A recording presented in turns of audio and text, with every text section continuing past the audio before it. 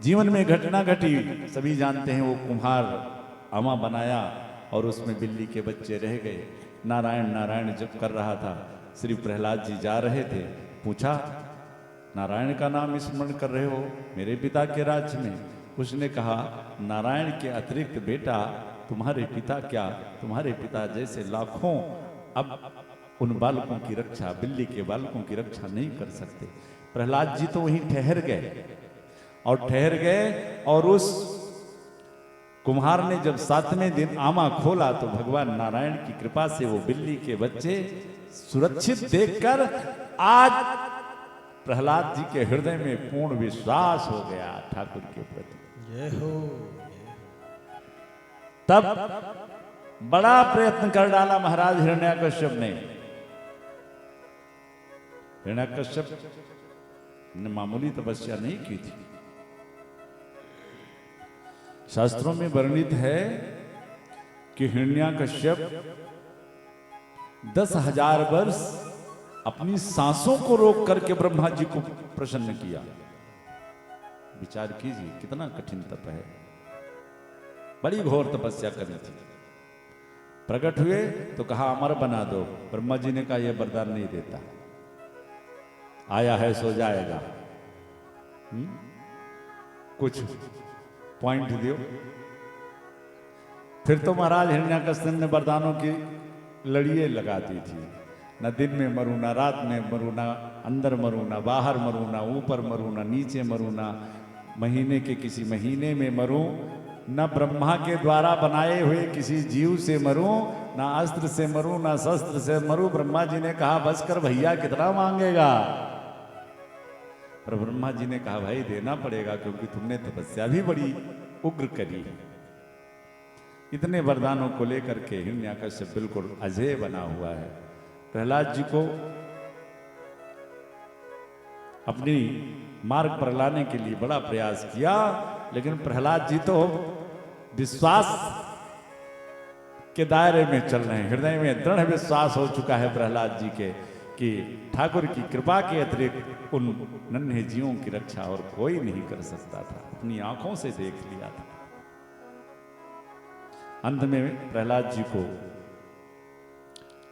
एक दिन हिरण्याकश्यप ने विचार किया कि अपने हाथों से ही मैं इसे मार देता हूं, नहीं तो हमारे पूरे राज्य में ये नारायण की ही भक्ति फैला देगा। फिर तलवार लेकर के मारने चला। पूछ लिया प्रहलाद से, भगवान कहाँ है तेरा, नारायण कहाँ है? प्रहलाद जी ने कहा, पिताश्री कौन सा ऐसा क्षण है, कौन सा ऐसा कण है, कौन सी ऐसी जगह है जहां मेरा वो नारायण है? तो इस खंबे में भी है। प्रहलाद जी ने कहा हाँ खंबे में ही है। भगवान ने कहा चलो भाई भक्त की राजी, अगर भक्त कहता है खंबे में तो खंबे से ही प्रकट हो। भगवान कहाँ? भक्त की हाँ जहां, भगवान वहां। तलवार मार दिया खंबे पे। भगवान आज नरसिंह रूप में प्रकट हो गए। बोलो नरसिंह भगवान की जय हो। हिरण्याकश्यप को पकड़ लिया। क्रोध में आंखें अंगारे बरसा रही हैं नरसिंह भगवान के। हमारे नन्हे से भक्त प्रहलाद को इसने इतना सताया, पहाड़ों से गिराया, हाथियों से कुचलवाया, अग्नि में जलाया। महाराज क्रोध में पकड़ लिया हिरण्याकश्यप को। एक बार तो डरा, लेकिन जब वरदानों की याद आई तो कहा ओहो मैं तो मर ही नहीं सकता। कहा मार नहीं पाओगे मुझको। भगवान ने कहा कि चुप। लेकर के आ गए, महल के ड्योढ़ी पे बैठ गए और इसको अपनी जंघा पे लिटा लिया। कहा महाराज चाहे जो कर लो मुझको मार नहीं पाओगे। कहा क्यों? कहा मैंने ब्रह्मा जी से वरदान मांगा है कि ना मैं घर के अंदर मरूंगा ना बाहर मरूंगा। कहा मूर्ख ध्यान कर बैठा कहाँ है? ड्योढ़ी पे बैठा हूं, ना घर के अंदर हूं ना बाहर हूं। इसने सोचा एक वरदान तो गया। कहा ना ऊपर मरूंगा ना नीचे मरूंगा। कहा बता तू है कहाँ? मेरी जंघा पे है, ना तू धरती पे है ना आकाश में है। सोचा है ये तो दोनों गया। कहा महाराज अब भी नहीं मार पाओगे। क्यों? कहा मैंने ब्रह्मा जी से वरदान मांगा था कि 12 महीने में किसी महीने में ना मरूं। कहा ये 13वां महीना भी स्पेशल तेरे लिए ही बनवाया था, या अधिक मास चल रहा है। हाँ ये 12 महीने में नहीं है। हिरण्याकश्यप ने विचार किया ये तो सारे वरदान जा रहे हैं। कहा महाराज नहीं मार पाओगे। कहा क्यों? कहा मैंने ब्रह्मा जी से वरदान मांगा था कि इस सृष्टि में उनके द्वारा निर्मित किसी भी जीव से मैं नहीं मरूंगा। कहा मूर्ख, ब्रह्मा को मैं बनाता हूं, ब्रह्मा ने मुझे नहीं बनाया है। सोचा अब तो मेरा सारा घर बदल जा रहा। कहा ना मैं अस्त्र से मरूंगा ना शस्त्र से। भगवान ने कहा 90 लाख खून किस लिए है, देख देख देख, देख इसीलिए तेरे लिए आए। महाराज उसके सारे भगवान ब्रह्मा जी के सारे वरदानों की रक्षा करते हुए मेरे ठाकुर ने हिरण्यकश्यप का उदर विदीर्ण कर दिया। और इतने क्रोध में है महाराज कि उसकी आंतों को निकालकर भगवान ने अपने गले में डाल दिया। पूरी पृथ्वी कांप गई। अगर कुछ एक क्षण भगवान का ये क्रोध न रुका तो ये सारी पृथ्वी का विनाश हो जाएगा। सारे देवता भागे माता लक्ष्मी के पास, अरे मैया मैया मैया आज भगवान का ये क्रोध, और जल्दी चल करके उन्हें शांत कीजिए नहीं तो पृथ्वी का विनाश हो जाएगा। मैया हंसने लगी, मेरे प्रभु और क्रोध में? अरे जो शांताकारम भुजगसेनम, वो क्रोध में? माता लक्ष्मी ने सोने की थाली में प्रिय आरती सजाई और पहुंची हिरण्यकश्यप के महल में, और चरणों से आरती उतारते उतारते और जब मुखार बिंद की तरफ दृष्टि गई, भगवान ने मारी एक हुंकार। मैया लक्ष्मी ने तो वहीं थाली फेंक के और सीधे वैकुंठ का मार्ग पकड़ा। हे भगवान, ऐसा स्वरूप तो अपने ठाकुर का आज तक मैंने देखा है। ये हो कितने भक्त बत्सल।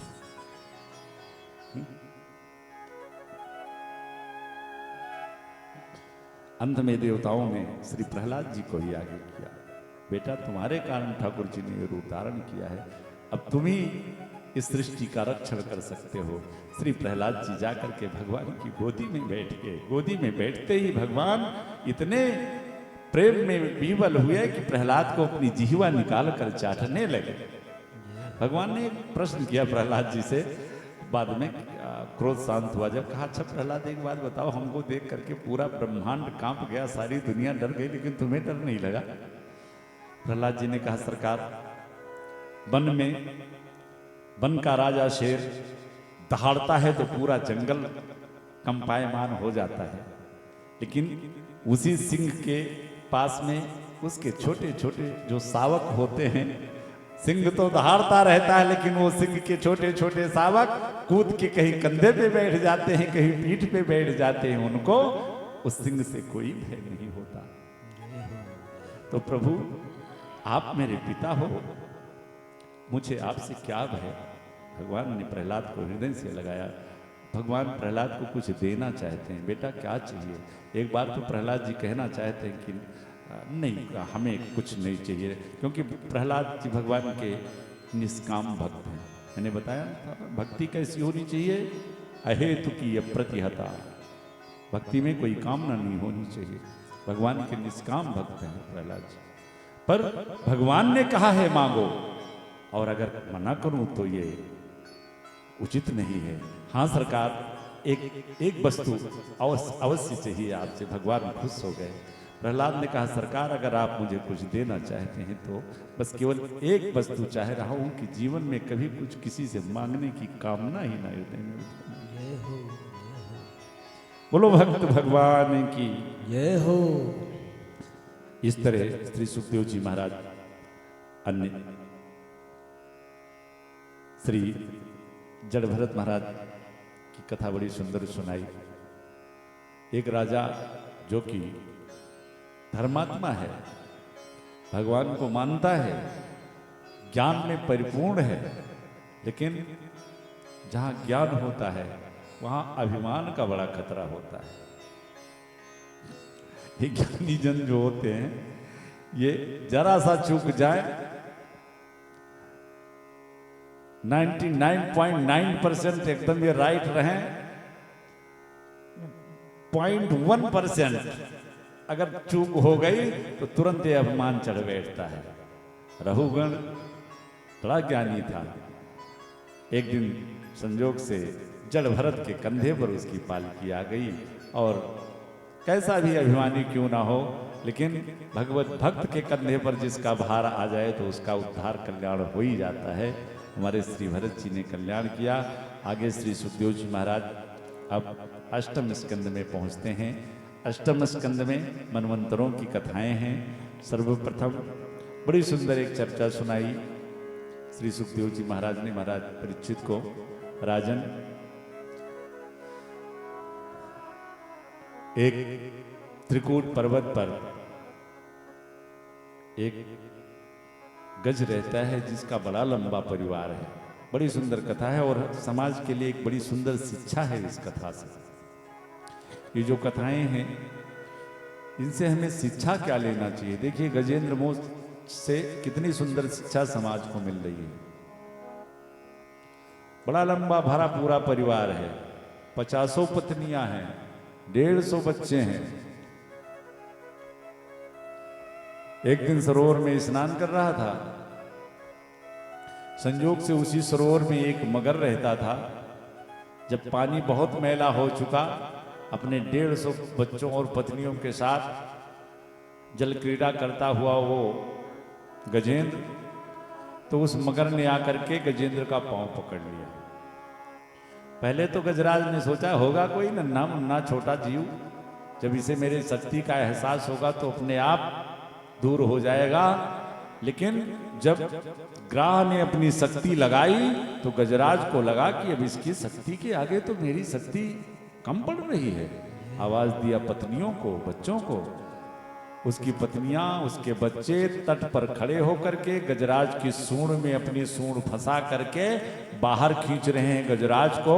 लेकिन जल के भीतर उस ग्राह की इतनी शक्ति कि हफ्तों बीत गया महाराज, लेकिन न गजराज बाहर ही आ पा रहा है, न अभी ग्राह ही उसे पूरा जल के भीतर ले जा चुका है। पखवाड़ा बीतने लगा। थोड़ी सी सूंड जो इसके परिवार वालों ने पकड़ रखी है, उतनी सूंड जल से बाहर है और संपूर्ण शरीर डूबा हुआ है। जब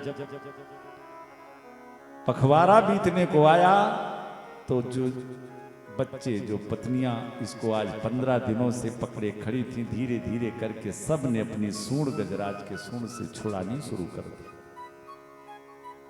गजराज ने कहा, अरे बच्चों, अरे नारियों, क्या कर रहे हो? अभी मैं डूब जाऊंगा। पत्नियों ने कहा, महाराज 15 दिन से पकड़े खड़े हैं बाप के साथ, हम भी मरें क्या? और सब ने सूंड छुड़ाई गजराज से और पूरा परिवार गजराज की आंखों के सामने देखते देखते जंगल की तरफ चल पड़ा। जय हो। और जब इस दृश्य को गजराज ने देखा, कहा वाह, अपने संपूर्ण जीवन का सारा समय जिस परिवार के लिए खर्च किया, आज इस दुख के घड़ी में, इस मुसीबत के घड़ी में वही परिवार हमको छोड़ करके चल पड़ा। जय हो। एक बड़ा सुंदर भजन हम सभी गाते हैं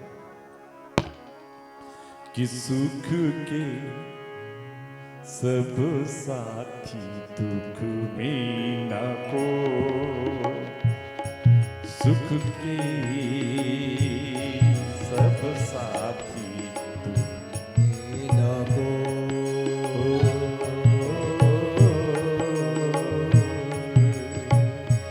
मेरे राम तेरा नाम एक साचा दूजा न को,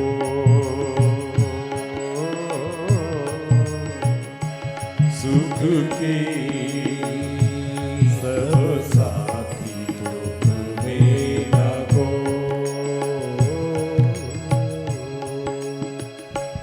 जय हो।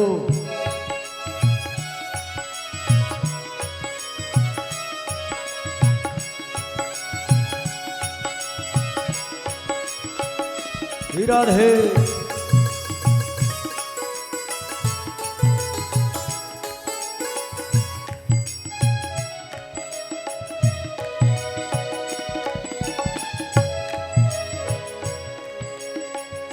जीवन आनी जानी छाया,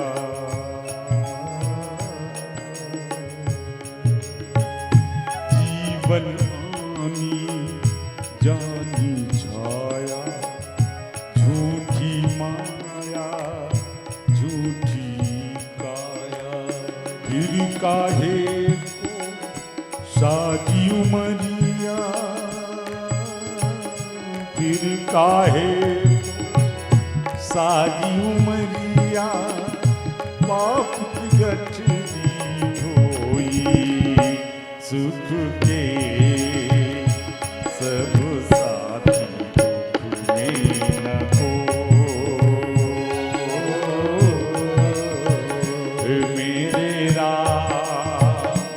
मेरे राम तेरा नाम एक साचा दूजा न हो।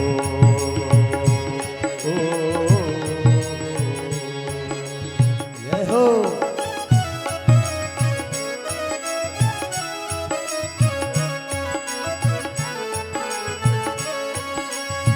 राधे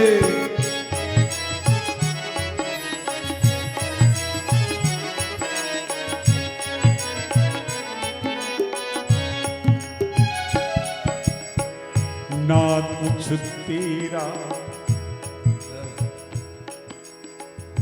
आज गजराज अपने आंखों के सामने अपने पूरे परिवार को मुसीबत के दिनों में और छोड़ते हुए जाते देख आज हृदय में आज भक्ति जागृत हुई परमात्मा के प्रति।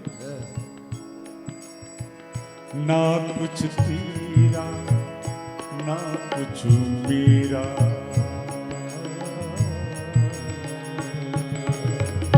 ना कुछ तेरा ना कुछ मेरा, ये जग जोगी वाला फेरा, ये जग जोगी वाला फेरा। राजा हो या राजा हो या रंग सभी का अंत एक सा होई, सुख के सब साथी दुख में न हो।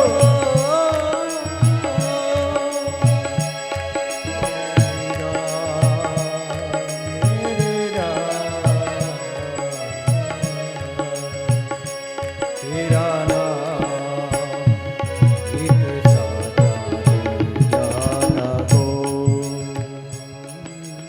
गजराज ने अंतिम क्षणों में 2 अंगुल सूंड बची हुई है। अब आवाज लगाया हरि को। देखिए भगवान ने कितनी छूट दे रखी है। कोई जरूरी नहीं है कि तुम प्रेम से ही पुकारो, पुकारो तो लेकिन होंठ से नहीं हृदय से पुकारो। उन्होंने तो कहा भैया तू मुझे पुकार ले, चाहे कर्ज से डर के, चाहे बर्ज से डर के, चाहे फर्ज से डर के, चाहे दुश्मन से डर के, चाहे रोग से डर के, किसी से डर के भी तू मुझे पुकार के तो देख। आज देखिए आज इस ग्राह के भय से मृत्यु भय से गजराज ने भगवान को पुकारा और वारे मेरे प्रभु आज गजराज के पुकारते ही हरि अवतार धारण कर लिया। जय हो। आकाश मंडल में बहुत सारे देवता गजराज की इस पुकार को सुन रहे हैं। गजराज पुकार तो रहा है लेकिन अपनी स्तुति में किसी का नाम नहीं ले रहा है। गजराज अपनी प्रार्थना में कह रहा है यवम व्यवस्थो बुद्ध्या समाधाय मनोहृदि जजाप परमं जाप्यम जजाप परमं जाप्यम प्राग्जन्मन्य निसीचितम। प्रहलाद कह रहा है, गजराज कह रहा है जिसने इस सारी सृष्टि को बनाया, हम में चराचर जगत में बोलने की जो शक्ति प्रदान की, आज कण कण में जो शक्ति है, जिस परमात्मा ने जिसे शक्ति प्रदान की, आज उस परमात्मा को बारंबार प्रणाम है। आकाश मंडल में बहुत सारे देवता खड़े हैं, सभी सोच रहे हैं कि एक बार हमारा नाम ले लेते तो हम चल करके इसको बचा लेते। माता दुर्गा खड़ी है, भगवान शिव भी खड़े हैं, ब्रह्मा जी खड़े, इंद्र देवता खड़े, एक बार मेरा नाम ले, लेकिन गजराज किसी का नाम नहीं ले रहा है। एवं व्यवस्थो बुद्धिया समाधाय मनोहरती, इस चराचर जगत को बनाने वाले उस आज पुरुष परमात्मा को मेरा प्रणाम है, वो मेरी रक्षा करे। भगवान ने कहा चलो भाई, जो किसी का नाम नहीं वो मेरा नाम। भगवान चतुर्भुज रूप में गरुड़ पर सवार होकर के पहुंच गए गजराज के पास। बस सूंड डूबने ही वाली थी कि एक हाथ बढ़ा करके भगवान ने गजराज को जल से बाहर निकाला, दूसरे हाथ से चक्र का प्रहार करके और ग्राह के मस्तक को काट दिया। भगवान दो हाथों से गजराज के पांव को, अभी कटा हुआ मस्तक ग्राह का पांव में लगा हुआ था, मेरे ठाकुर अपने दोनों हाथों से उस ग्राह के मुख को खोलकर गजराज के पांव को निकालकर अपने पीतांबर से गजराज के घाव को, जय हो ऐसो को दयाल जगमा।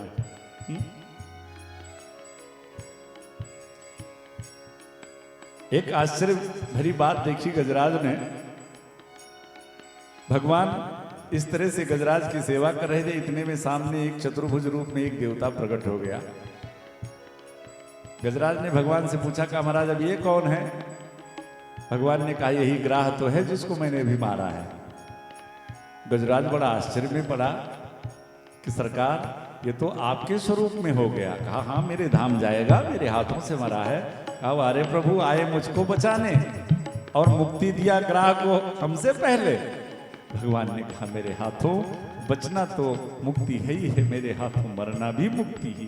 जय हो बोलो भक्तवत्सल भगवान की जय। आगे एक बड़ी सुंदर कथा आती है।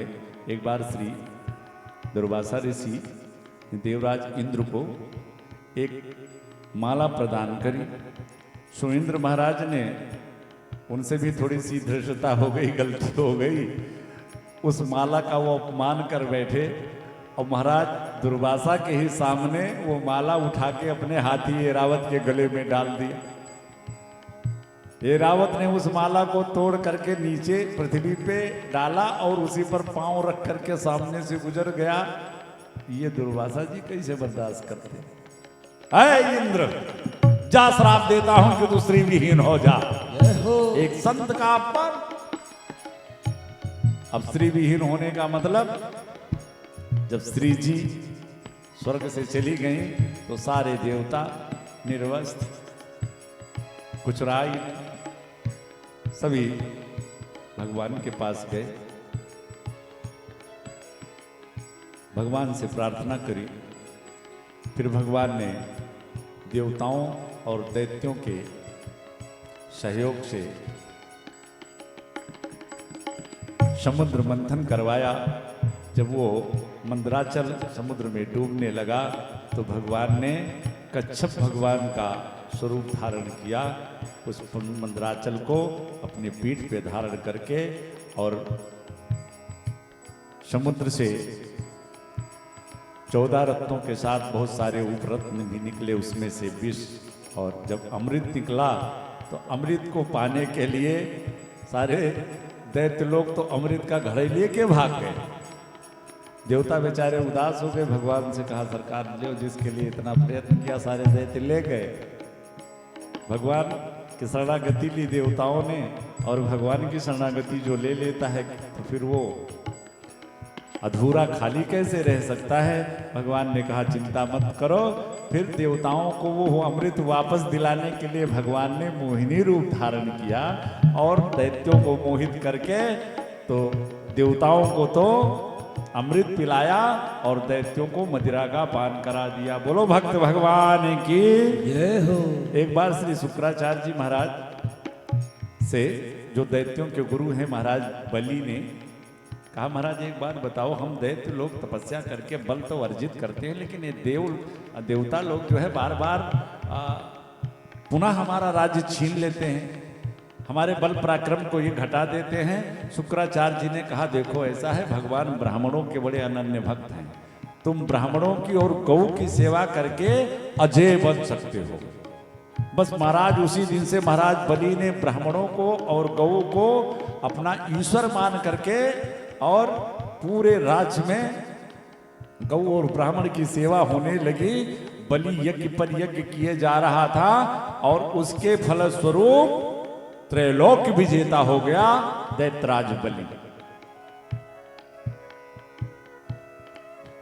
एक दिन स्वर्ग पर सब पर अधिकार महाराज बलि का। एक दिन देवताओं की माता अदिति महामुनि कश्यप के पास गई, भगवान हमारे दैत्य बेटा जो हैं महाराज कश्यप की 13 पत्नियां हैं, दनु, काष्ठा, सुरसा, अदिति, कद्रु, विनिता, ये सब महाराज कश्यप की ही पत्नियां हैं। उन्हीं से चराचर जगत में समस्त जीवों की उत्पत्ति है, उन्हीं 13 पत्नियों से। तो जैसे वनिता के पुत्र हैं श्री गरुण जी, कद्रु के सर्पलोक, इस तरह से माता अदिति ने जो देवताओं की माता थी महाराज कश्यप से कहा भगवान आपकी कृपा हो तो हमारे घर कोई ऐसा बालक उत्पन्न हो कि जो उनके भाई बन बन में मारे मारे फिर रहे हैं इन दैत्यों के भय से, वो अपने भाइयों का खोया हुआ राज वापस दिला सके। तो भगवान कश्यप महामुनि कश्यप ने माता अदिति को एक पायोव्रत बताया कि देवी जाओ, ये 13 दिन का व्रत है, इसको करो और इसके करने से तुम्हारे घर साक्षात नारायण ही बेटा बन करके आएंगे। माता अदिति तो उस व्रत को धारण करती हैं। उधर सारे देवता पहुंचे भगवान के पास, कहा प्रभु हर बार इन दैत्यों के प्रयास को आप निष्फल करते हो, हमेशा हमारी सहायता रक्षा करते हो। जब जब इन दैत्यों ने हमारे राजपाट को छीना तब तब आपने मुझे दिलाया, सरकार बलि से इस मेरे राजपाट को वापस दिलाओ। भगवान ने कहा देवताओं बलि समय ब्राह्मण और गौ की सेवा करके अजय बन गया है, युद्ध में मैं भी उसे नहीं परास्त कर सकता। ये कौन कह रहा है? परमात्मा कह रहा है कि युद्ध में मैं भी उसे नहीं परास्त कर सकता। तो सरकार ये हमारी शरणागति क्या व्यर्थ जाएगी? भगवान ने कहा नहीं, अगर युद्ध में मैं नहीं जीत सकता तो चिंता मत करो, माता अदिति ने व्रत रखा है, मैं उनके घर बेटा बन करके आ रहा हूं। अगर मैं बलि से युद्ध करके तुम्हारा राज्य नहीं दिला सकता तो मांग के जरूर दे दूंगा। और आज माता अदिति का व्रत संपूर्ण हुआ तो श्री सुखदेव जी कहते हैं परीक्षित श्रोणायाम श्रवण द्वादश्याम मुहूर्ते अभिजित प्रभु। सावन भादों के महीने में द्वादशी तिथि को, ये भादों का महीना जो है ना, ये बड़ा ही पवित्र, बड़ा ही पावन और बड़ा ही आनंददायक मास है माधव, और बड़ी उपलब्धि अपने में छुपाए हुए है। आज भादों के महीने में द्वादशी तिथि को शुक्ल पक्ष में आज माता अदिति के उदर से वो साक्षात नारायण ही वामन भगवान के रूप में अवतार लेते हैं। बोलो वामन भगवान की। मैंने कहा ना ये भादों का महीना बड़ा अलबेला है। श्री किशोरी राधा रानी का जन्मोत्सव भादों के महीने में, बलराम जी का जन्म भादों के महीने में, हमारे श्री कृष्ण कन्हैया का जन्म भादों के महीने में, और महाराज श्री सुखदेव जी महाराज ने महाराज परीक्षित को मुक्ति के लिए जो भागवत की कथा श्रवण कराई, ये भी मास भादों का ही है। जय हो। ये भादों मास में अपने में बड़ा विचित्र मास है। वामन भगवान प्रकट हुए, बृहस्पति महाराज ने माता अदिति ने कौपीन पहनाई, दिशाओं के स्वामी ने छत्र भेंट किया, माता श्री ब्रह्मा जी ने कमंडलू भेंट किया, बृहस्पति गुरु भगवान ने जनेऊ धारण कराया, कुशासनी प्रदान की, और माता देवी अम्बा ने कमंडलू में भिक्षा भर दिया। वो भिक्षा जब श्री वामन भगवान ने अपने गुरुदेव महाराज बृहस्पति को दिया तो गुरुदेव भगवान ने कहा, बालक ये छोटे मोटे भिक्षा से काम चलने वाला नहीं है तुम्हारे गुरुदेव जी का। फिर महाराज मुझे तो त्रैलोकी की भिक्षा चाहिए।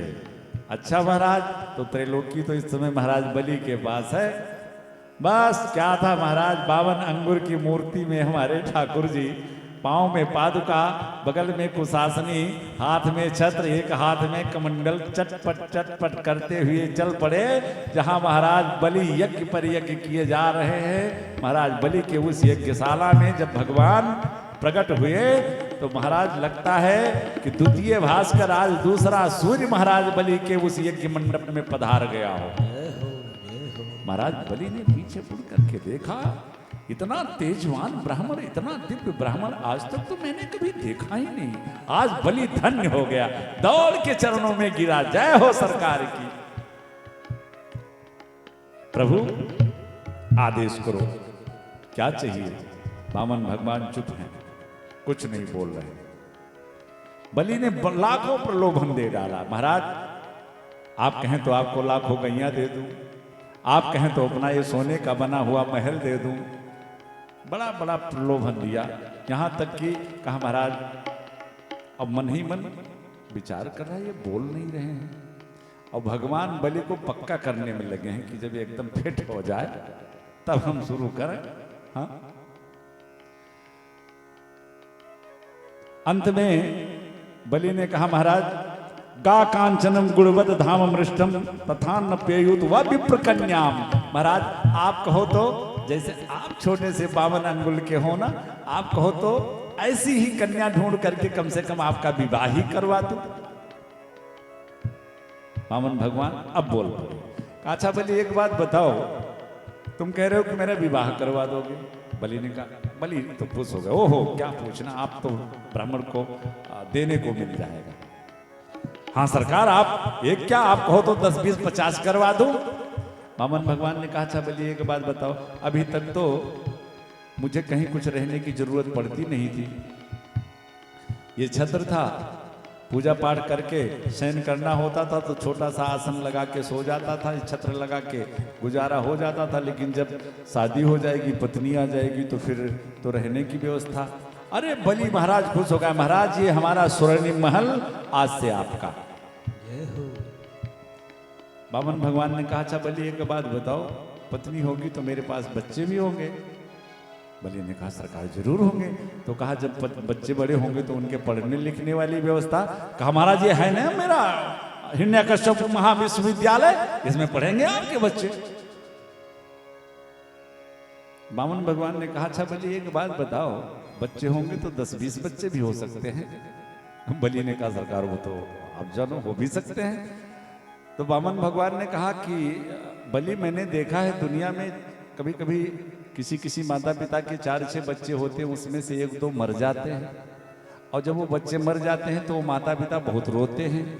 बलि ने कहा, स्वाभाविक है महाराज, मर जाते हैं बच्चे तो रोते हैं। तो कहा एक बात बताओ, जब हमारे बच्चे होंगे और हमारे बच्चे मरेंगे तो रोएगा कौन।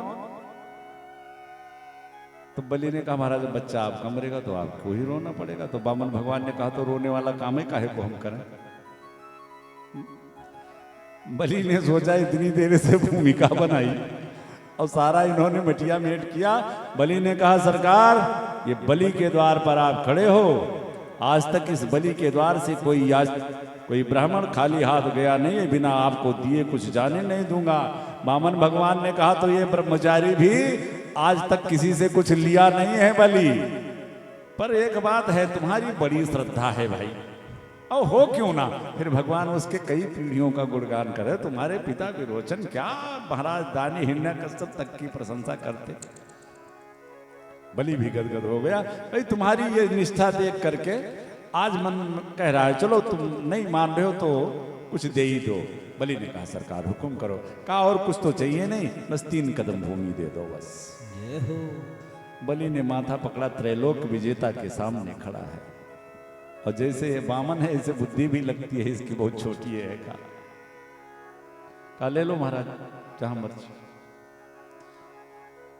वामन भगवान ने डांट दिया बलि को, मूर्ख, साधारण ब्राह्मण समझ रखा है क्या? ऐसे ले लूंगा? ब्राह्मण बिना संकल्प के दान लेता है। पहले संकल्प कर। और जब संकल्प का नाम लिया वामन भगवान ने, तो बगल में गुरुदेव शुक्राचार्य जी खड़े थे। ध्यान करके देखा तो देख लिया कि ये कौन है। धीरे से अपने शिष्य बलि को बुलाया, कहा रे बलि समझ जा, ये 52-53 नहीं है तो साक्षात विष्णु है। अभी एक क्षण में सारा तेरा साम्राज्य सब हरण कर लेंगे। बलि के नेत्र सजल हो गए। गुरुदेव भगवान, अगर आज बलि के द्वार पर वो साक्षात नारायण आया है तो उसी को पाने के लिए तो जीवन में सब कुछ, धर्म कर्म सारे, यज्ञ सारी व्यवस्थाएं हो रही हैं। अगर वो नारायण होकर के बलि के द्वार पर आया है तो इससे सुनहरा अवसर नहीं हो सकता। और अगर वो साधारण मानव होंगे तो उसके 3 कदम से क्या जाने वाला है? बलि गुरु तजो। कुछ रिश्ते हमारे जीवन के ऐसे होते हैं कि एक बार बन जाएं तो वो टूट नहीं सकते। पिता पुत्र का, माता पुत्र का, पति पत्नी का, भाई भाई का। लेकिन एक अवसर ऐसा जीवन में अगर आ जाए, पर विरोध में जो ईश्वर के, वो रिश्ता मंजूर नहीं। बलि गुरु तजो कंत ब्रज बंतन, तजो पिता प्रहलाद विभीषण बंधु भरत महतारी, आवाज बलि गुरु तजो। गुरु का त्याग तो कहते हैं ना कि गुरु के वचन प्रतीत न जे ही सपने सुख से सुलभ न ते ही। लेकिन आज देखिए, गुरु भगवान आज भगवान के मार्ग के बाधक बने तो यहां महाराज बलि ने अपने गुरु का ही त्याग कर दिया। बलि गुरु तजो। संकल्प के लिए पावन भगवान ने अपने कमंडलू से जल गिराना चाहा, लेकिन गजब की निष्ठा भाई देखो शुक्राचार्य जी की है अपने शिष्य के प्रति, और होनी भी चाहिए। रामायण में, मानस में लिखा है, शिष्य बना लेना तो बहुत आसान है, लेकिन गुरु के धर्म का पालन करना बड़ा कठिन है। आज जो माइक लगा करके और बड़े बड़े पंडाल सजा करके एक साथ 10-10 हजार को दीक्षा दी जा रही है, मानस में लिखा है कि हरई शिष्य धन और शोक न हरई, सो गुरु घोर नरक में परई। तो महाराज शुक्राचार्य की निष्ठा देखिए, शिष्य ने त्याग कर दिया फिर भी अपनी निष्ठा। गुरु अगर शिष्य को अपना लिया है तो उसके आध्यात्मिक और भौतिक दोनों जीवन को बनाने का, दोनों पथ को बनाने का फिर उस गुरु की जिम्मेदारी हो गई, उसका ठेका हो जाएगा। और यहां से जाने के बाद में अगर आपका अध्यात्म बिगड़ गया और वहां तुरंत पूछा जाए क्यों, इसीलिए गए थे कि जीवन भर नौकरी करो, बच्चों का भरण पोषण करो, उल्टा सीधा खाओ, सीना तान के चलो और फिर समय आवे तब चले आओ। हाँ, पूछा जाएगा तब कहोगे कि महाराज हम क्या करें, हम तो जब 20 बरस के थे तब एक महात्मा जी को दे दिया था ठेका आध्यात्मिक जीवन बनाने का। कौन थे महात्मा जी? तब गुरु जी पकड़े जाएंगे, आओ आओ मैदान में। अब गुरु जी से पूछा जाएगा क्यों भाई, जब इनको तुमने शरणागति दी, इनको अपनाया, तो फिर इनका आध्यात्मिक जीवन बिगड़ा कैसे? तब तो जो कुटाई गुरु जी की होगी वो तो राम ही जाने भैया। तो लेकिन निष्ठा देखिए आज शुक्राचार्य जी की, जाकर के कमंडलू के उस छिद्र में बैठ गए, सोचा कि जब हम पानी गिरने नहीं देंगे तो ये संकल्प करेंगे कैसे। अब वामन भगवान ने जल गिराया, देख लिया वारे गुरुदेव भगवान बड़ी चालाकी, अपने आसन में से एक कुसा निकाला, सोचा कुछ फंस गया है छिद्र में, सो उसके छिद्र में डाला और वो कुसा सीधे शुक्राचार्य जी के एक आंख में गई, सो उनकी एक आंख फूट गई। तभी से शुक्राचार्य जी एक आंख वाले हो गए, भगवान ने उनको एक आंख का बनाया। क्यों? इसमें भी कारण है। मानो भगवान जगत को ये बताना चाह रहे हैं कि वारे शुक्राचार्य, देखिए सबके पास ज्ञान विराग नैन उर्गारी, ज्ञान और वैराग्य के 2 नेत्र। भगवान मानो ये कह रहे हैं कि वारे शुक्राचार्य, तुम्हारे ज्ञान के नेत्र इतने प्रबल कि मैं इतना मंथन करके आया वामन रूप धर के, लेकिन वाह भैया तैने मुझे इस रूप में भी पहचान लिया। लेकिन ये जो वैराग्य वाला तेरा नेत्र है ना, इसमें कुछ है खड़बड़ी, तो लाओ जरा इसका ऑपरेशन करता हूं। सो शुक्राचार्य जी महाराज की एक आंख फूटी, सो मारे क्रोध के वो तो बलि को श्राप दे करके जाओ श्री विहीन हो जाओ, वो तो चले गए। और इधर भगवान ने संकल्प कराया और संकल्प पढ़ते ही भगवान अपने विराट रूप में आ गए। एक चरण से ऊपर के सातों लोगों को नाप लिया महाराज। उसके बाद भी चरण ऊपर गया, ब्रह्म कटा में छिद्र हो गया और उस ब्रह्म कटा से निकली हुई चरण चिन्मयी धारा भगवान के चरणों का स्पर्श करते हुए जब ब्रह्मलोक में आई, उसी को गंगा जल समझ करके ब्रह्मा जी ने अपने कमंडलों में रख लिया। नीचे के 7 लोग दूसरे चरण में नाप लिया। बलि महाराज दोनों हाथ जोड़े घुटनों के बल बैठे, अपलक नेत्रों से इस स्वरूप का दर्शन कर रहे हैं। 2 ही चरण में सब कुछ नाप लिया। बलि से पूछा, बता बलि तीसरा चरण कहां रखूं? महाराज बलि क्या उत्तर दे? भगवान ने गरुड़ को आदेश दिया, गरुड़ इसे बांध दो, क्योंकि इसने संकल्प करके ब्राह्मण को और वो भिक्षा पूरी नहीं की, इसलिए ये नर्क का अधिकारी है, इसे नर्क जाना पड़ेगा। गरुड़ महाराज ने महाराज बलि को बांध दिया। महाराज बामन सौम्य रूप में हुए। इतने में महल के अंदर महारानी बिंदा को इस बात का जब पता चला तो दौड़ी दौड़ी आई। भगवान तब तक सौम्य रूप में हो गए थे और देखा कि भगवान सामने खड़े हैं, मेरे प्रभु बंधन, मेरे स्वामी बंधन में बंधे पड़े हैं। दौड़ करके महारानी वामन भगवान के चरणों पर अपना मस्तक रखना चाहती है। भगवान पीछे हट गए। गरुड़ से कहा कि गरुड़ इनको बता दो कि मैं नारी स्पर्श नहीं करता, मैं ब्रह्मचारी हूं। महारानी मुस्कुराई, हाथ जोड़ा, वारे ब्रह्मचारी जी, नारी स्पर्श नहीं करते हो, आकाश से गिरे हो। और महाराज अगर नारी स्पर्श नहीं करते हो तो ये पृथ्वी भी नारी स्वरूपा है, उठ जाओ इस पर से। बामन भगवान के तो कान खड़े हो गए कि दैत्य कुल की इतनी ज्ञानी नारी। ऊपर महाराज बलि के पिता विरोचन इत्यादि ऊपर से इनके पूर्वज देख रहे हैं, वारे मेरे दैत्य कुल की नारियां आज भगवान को निरुत्तर कर रही है। भगवान के कान खड़े हुए। अंत में महारानी ने पूछ लिया कि महाराज एक बात बताओ, हमारी स्वामी को बांध क्यों रखा है? भगवान ने कहा, इन्होंने संकल्प किया था 3 पग भूमि देने के लिए, संकल्प पूरा नहीं किया, इसलिए ये बंधन में पड़े हैं, नर्क जाएंगे। महारानी ने कहा, महाराज एक बात बताओ, संकल्प करवाया किसने था? वामन भगवान ने कहा, क्यों मैंने करवाया था? कहा, महाराज लगता है अभी सीधे गुरुकुल से चले आ रहे हो, अभी पूरा कर्म कांड का ज्ञान नहीं है आपको। वामन भगवान विचार करे, लगता है कोई गलती हो गई क्या? क्यों महारानी जी? कहा, महाराज अगर महाराज को आपने बांध रखा था, महाराज से संकल्प करवाया था, तो जब मैं उपस्थित थी तो बिना मेरे अकेले इनसे आपने संकल्प कैसे पढ़वा दिया? क्या ये नियम है? वामन भगवान ने कहा, भाई गलती तो हो गई। तो अच्छा चलो गलती हो गई। गरुड़ से कहा, इन्हें मुक्त कर दो और मुझे तीसरा कदम भी नहीं चाहिए। अरे महारानी ने कहा, महाराज क्या बात करते हो, अब मैं आ गई हूं ना, अब इनके साथ पुनः संकल्प करवाओ मुझसे, मैं देखती हूं संकल्प पूरा होता है कि नहीं होता है। वामन भगवान ने कहा, नहीं नहीं नहीं देवी जी, अब तो मुझे चाहिए नहीं, गलती मेरी थी, हाँ मुझे आपके साथ ही संकल्प पढ़वाना चाहिए था।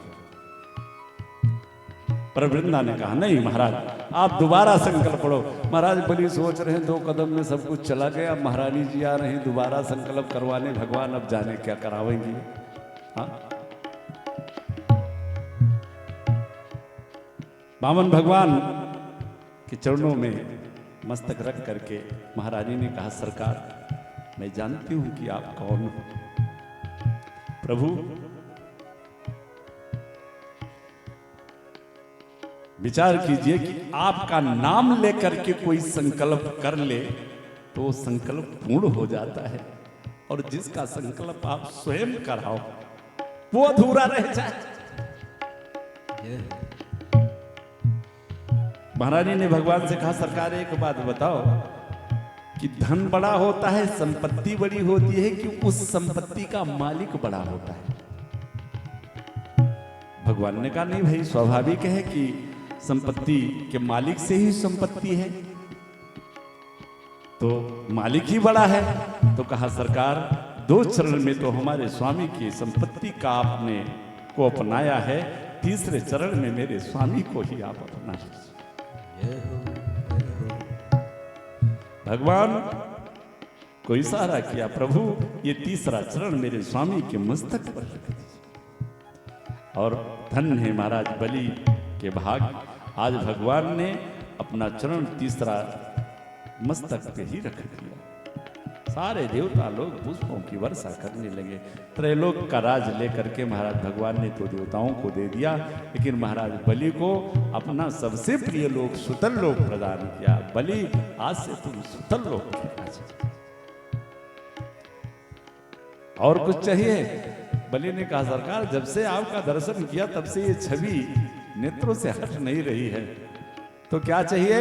कहा, यही चाहता हूं कि जब मैं महल से निकलूं तो आपका दर्शन मुझे जरूर हो, कहीं जाना हो तो आपका दर्शन होके तभी मैं आगे जाऊं। भगवान ने सोचा, अब बनाएगा चौकीदार ये मुझको। कथा प्रचलित है आपसे। बाद में माता लक्ष्मी को पता चला, फिर श्रावण मास के वो रक्षाबंधन पर्व पे आकर के महाराज बलि को राखी बांधती हैं। फिर बाद में उसी पहरेदार को अपने भाई से मांगा, फिर बलि ने माता लक्ष्मी को भगवान को प्रदान किया। बोलो भक्त भगवान की जय हो। श्री राधे राधे गोविंद गोविंद राधे, राधे राधे गोविंद गोविंद राधे, श्री राधे राधे गोविंद गोविंद राधे, श्री राधे राधे गोविंद गोविंद राधे, गोविंद राधे राधे गोपाल राधे, गोविंद राधे राधे गोपाल राधे। अब अष्टम स्कंद के उपरांत अब श्री सुखदेव जी महाराज 9वें स्कंद में प्रवेश करते हैं। तो 9वें स्कंद में सूर्यवंश का वर्णन किया श्री सुखदेव जी महाराज ने, और सूर्यवंश के वर्णन उपरांत 2 अध्याय में महाराज परीक्षित को राम कथा सुनाई। भैया जी थोड़ी सी बड़ी काम की चीजें सुनिएगा। 9वें स्कंद में श्री सुखदेव जी महाराज ने महाराज परीक्षित को सूर्यवंश और चंद्रवंश का वर्णन सुनाया। इसके पीछे भी कारण है। 9वें स्कंद तक पहुंच गए श्री सुखदेव जी। आज 5वां दिन चल रहा है। श्री सुखदेव जी ने सोचा कि अब तक इस परीक्षित को मैंने बड़े बड़े राजाओं की बड़ी बड़ी गाथाएं, अगोल खगोल भूगोल सबका वर्णन सुना डाला, और जिन भगवान के चरित्रों के, भगवान के गुणानुवादों को श्रवण करने से इसकी मुक्ति होनी है, अभी तक इसने हजारों प्रश्न हमसे किए, लेकिन अभी भगवान के बारे में तो इसने कोई प्रश्न ही नहीं किया। विचार किया कि हो ना हो, कहीं ना कहीं अभी भी महाराज परीक्षित के बुद्धि और मन में कहीं ना कहीं दोष है। तो मानो श्री सुखदेव जी महाराज परीक्षित महाराज के बुद्धि में आए हुए उस दोष को मिटाने के लिए, बुद्धि के स्वामी सूर्य हैं, तो मानो सूर्य वंश का वर्णन करके श्री सुखदेव जी महाराज सूर्य भगवान को प्रसन्न करके महाराज परीक्षित के बुद्धि में आए हुए उस विकृति को दूर करना चाह रहे हैं। और चंद्रवंश का वर्णन करके मन के स्वामी हैं, चंद्रमा मन सो जाता। तो मन के दोषों का हरण किया चंद्रवंश का वर्णन करके, और जैसे ही नवम स्कंद प्रारंभ विराम होता है, सूर्यवंश और चंद्रवंश का वर्णन समाप्त करते हैं महाराज श्री सुखदेव जी। बस तुरंत महाराज परीक्षित ने प्रश्न कर लिया, अरे भगवान, इतने दिनों से जिन भगवान के गुणानुवाद को सुनने के लिए हम बैठे हैं, कम से कम मेरे प्यारे प्रभु की चर्चा, मेरे प्यारे प्रभु की कथा तो सुनाओ मुझे। तब श्री सुखदेव जी महाराज प्रसन्न हुए। अब बात बनी सूर्यवंश के वर्णन में। श्री सुखदेव जी महाराज परीक्षित से कहते हैं, राजन, न शक्यते विस्तर तुम वक्तुम वर्ष सतैरपि। कोई 100 वर्षों में भी केवल सूर्यवंश का वर्णन कोई वक्ता नहीं कर सकता। ऐसा है सूर्यवंश। नारायण के पुत्र ब्रह्मा, ब्रह्मा के मरीच, मरीच के कश्यप, कश्यप के विवस्वान सूर्य, और विवस्वान सूर्य से श्राद्ध देव मनु, और उनकी पत्नी का नाम श्रद्धा। सूर्यवंश और चंद्रवंश दोनों वंशों की एक विशेषता है कि सूर्यवंश में महाराज श्राद्ध देव मनु से लेकर के और प्रभु श्री राम तक कोई भी इस वंश का उत्तराधिकारी बिना यज्ञ के प्रसाद से नहीं प्रकट हुआ है, ऐसा इतिहास है। जबकि बहुत लंबा ये सूर्यवंश है। और चंद्रवंश की विशेषता है कि चंद्रमा से लेकर के हमारे कृष्ण कन्हैया तक कोई ऐसा शादी विवाह समारोह नहीं हुआ कि जिसमें लड़ाई झगड़ा ना हुआ। ये प्रमाणित तौर पे है। महाराज श्राद्ध देव मनु, श्रद्धा नाम की पत्नी थी, संतान कोई थी नहीं, सो वैदिक विद्वानों ने यज्ञ अनुष्ठान करवाया महाराज वशिष्ठ के संरक्षण में। तो पुत्र कामना के लिए यज्ञ हुआ था, लेकिन एक बिटिया का जन्म हुआ। महाराज श्राद्ध देव मनु चिंतित हो गए। चिंतित इसलिए नहीं हुए कि घर में कन्या हो गई, चिंतित इसलिए हुए कि पूज्य गुरुदेव भगवान ने अनुष्ठान तो पुत्र कामना के लिए किया था, पर ये कन्या कैसे हो गई। तब बाद में जब बारीकी से पता किया गया तो महारानी ने विचार किया कि अगर पुत्र होगा तो महाराज के कामों में इधर उधर राज्य कारभार में लगा रहेगा, वो हमसे दूर ही रह जाएगा। सो महारानी ने जो अग्निहोत्रा थे, जो यज्ञ में आहुतियां डालने वाले ब्राह्मण थे, उनको पहले से कुछ घूस दे दिया। कहा एक काम करो, तुम लोग मंत्र में थोड़ा सा फेर बदल करो कि पुत्र की जगह पुत्री मिले, ताकि घर में रहे मेरे पास हरदम, मैं अपनी पुत्री के साथ रहूं। ये घूस वाली परंपरा बहुत पहले से है, तो आज नहीं है। जबकि दक्षिणा तो उनको पर्याप्त में मिलनी थी, महारानी ने अतिरिक्त दक्षिणा दे करके फिर बाद में उसी कन्या को महाराज वशिष्ठ ने पुत्र रूप में परिवर्तित कर दिया। बड़ी विचित्र कथाएं हैं सूर्यवंश के। किसी भी एक राजा की कथा ले लो तो महीनों लग जाए, ऐसा है ये सूर्यवंश। आगे चल करके इसी वंश में महाराज नभग हुए, नभग के बेटा नाभाग, और नाभाग के बेटा महाराज अम्बरीश। कौन नहीं जानता महाराज अम्बरीश। महाराज अम्बरीश इस चराचर जगत के सूर्य उदय से लेकर के सूर्य अस्त तक का राज्य है। और भगवान की कैसी भक्ति उनके हृदय में है कि जो महल के अंदर भगवान का दिव्य दरबार है, हमारे महाराज अम्बरीश भगवान की अष्टयाम सेवा अपने हाथों से सारी सेवा ठाकुर सेवा करते हैं। श्री सुखदेव जी कहते हैं, परीक्षित कि सबई मना कृष्ण पदार बिंदयो बचांसी बैकुंठ गुणानुवर्णने करौ हरे मंदिर मार्जना दिसु श्रुतिम चकाराच्युत सत्कथोदय। भगवान की अष्टयाम सेवा करते हैं महाराज अम्बरीश। वाणी से सतत भगवान का संकीर्तन करना, नेत्रों से हमेशा भगवान का दर्शन करते रहना, हाथों से मंदिर में झाड़ू पोछा भी अपने हाथ से लगाते हैं। लाखों दास दासियां हैं लेकिन ठाकुर सेवा में किसी का कोई सहयोग नहीं। आज हम लोगों के पास थोड़ा सा पैसा हो जाता है, मंदिर बनवा देते, श्रद्धा है मंदिर भी बनवा देते हैं, लेकिन मंदिर में ठाकुर सेवा के लिए नौकर रख देते, पुजारी जी को तनख्वाह दे रहते।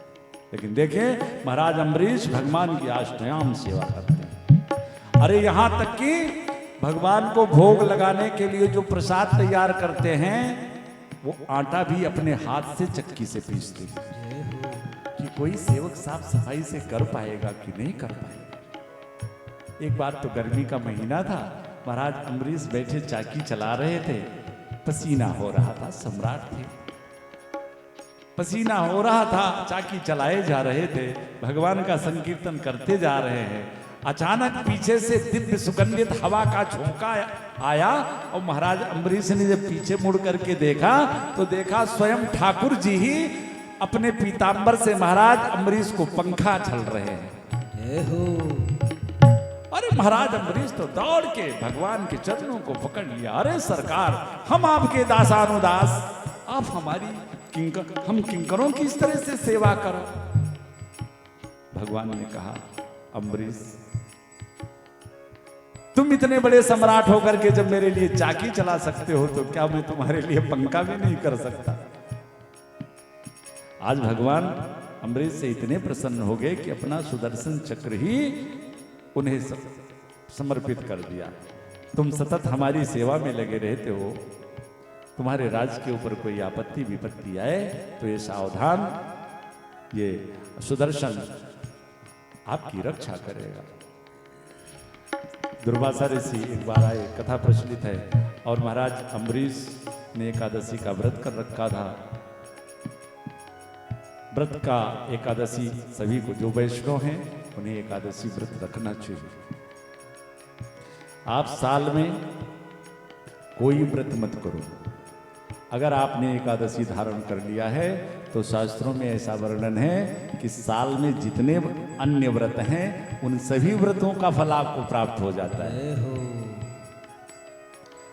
और अगर आपने एकादशी छोड़ रखी है तो चाहे जितने व्रत करो, किसी व्रत का फल आपको मिलने वाला नहीं, ऐसा शास्त्रों में लिखा मैंने देखा। इसीलिए जो वैष्णव हैं उन्हें एकादशी जरूर करना चाहिए। एकादशी का व्रत किया महाराज अम्बरीश ने, अगले दिन द्वादशी तिथि में इसका पारण होना चाहिए। जब थोड़ा समय बचा इतने में संत दुर्वासा आ गए। महाराज अम्बरीश ने प्रणाम किया। दुर्वासा जी ने कहा, महाराज मैं भोजन प्रसाद यहीं पाऊंगा। अम्बरीश महाराज प्रसन्न हो गए। दुर्वासा जी नदी पर स्नान करने गए, संध्या बंदन में देर हो गई। इधर द्वादशी तिथि उस दिन 6 थी, कुछ एक क्षणों में द्वादशी समाप्त होने वाली थी। सोचा अगर द्वादशी निकल गई तो व्रत का पारण कैसे होगा। वैदिक विद्वानों से सलाह लिया तो सबने कहा, महाराज एक काम करो, भगवान का चरणामृत पान करके व्रत खोल लो, ऋषिवर आएंगे तो प्रसाद पाना। जैसे महाराज अम्बरीश ने भगवान का चरणामृत उठा के होठों से लगाया, इतने में दुर्वासा जी आ गए और स्वयं को निमंत्रण देने के उपरांत महाराज अम्बरीश को अपना व्रत पहले खोलते देख दुर्वासा जी के तो नाक पे गुस्सा रखा रहता था। हाँ? महाराज इतने क्रोधित हो गए कि अपनी जटा का एक बाल उठा के धरती पे पटक दिया। उससे कृत्या नाम की एक राक्षसी प्रकट हुई और महाराज अम्बरीश को खाने के लिए दौड़ी। महाराज अम्बरीश तो हाथ जोड़ करके नेत्र बंद करके खड़े हैं, पर सुदर्शन सावधान। पहले सुदर्शन चक्र ने उस कृत्या को भस्म किया और कृत्या को भस्म करने के उपरांत अब वही सुदर्शन चक्र चल पड़ा महाराज दुर्वासा की तरफ। दुर्वासा जी आगे आगे, पीछे सुदर्शन। दुर्वासा जी को लगा कि वे सुदर्शन चक्र मुझे छोड़ने वाले ने शंकर जी के पास गए, उन्होंने भगा दिया। ब्रह्मा जी के पास गए, कहा क्या बात है। कहा पितामह ये भगवान का अमोघ शस्त्र सुदर्शन मेरे पीछे। कहा जल्दी भागो। शंकर जी ने कहा जिसका शस्त्र है उसी के शरण में जाओ। 1 साल पूरा हो गया भागते भागते, पहुंचे भगवान नारायण के क्षीर सागर और पाहिमाम की रट लगाई, प्रभु रक्षा करो। भगवान ने कहा भाई कौन है, किससे? कहा ये आपका ही अमोघ शस्त्र सुदर्शन मेरे पीछे लगा हुआ है। भगवान ने दुर्वासा जी से कहा ऋषिवर मैं भी स्वतंत्र नहीं हूं, मैं भी इस सुदर्शन से आपकी रक्षा नहीं कर सकता। जय हो। महाराज दुर्वासा के तो कान खड़े हो गए, होश उड़ गए। प्रभु आपकी तो प्रतिज्ञा है कि जो सभीत आवे सरनाई, और इसी प्रतिज्ञा ने तो आपको पूज्य बना रखा है। नहीं तो महाराज शरणागत को जे तजय निज अनहित अनुमान, ते नर पामर पाप में तिन्हि विलोकत हान। अगर आपकी शरणागति का ये प्रण टूट जाएगा महाराज तो आपका तो मुंह देखने लायक नहीं रह जाएगा। भगवान ने कहा भाई उपायम तथयास्ति, मैं तुम्हें तरीका बताता हूं। भगवान आपने कहा कि मैं भी स्वतंत्र नहीं हूं तो आप किसके बस में हो? तो भगवान कहते हैं भाई जिस प्रकार एक पतिव्रता नारी